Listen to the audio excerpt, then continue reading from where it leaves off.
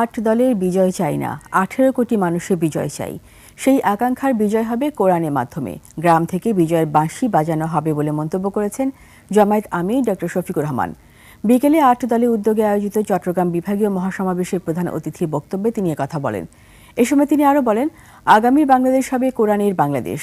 ফ্যাসিবাদীরা বিদায় নিয়েছে, ফ্যাসিবাদ এখনো বিদায় নেয়নি।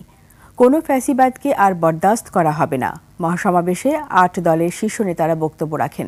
জামায়াত আমির অভিযোগ করেন, 5 আগস্ট বিপ্লবের পরদিন থেকে একটি গোষ্ঠী প্রভাব বিস্তারের জন্য জনগণের উপর ঝাঁপিয়ে পড়েছে, চাঁদাবাজি দুর্নীতি অব্যাহত রেখেছে।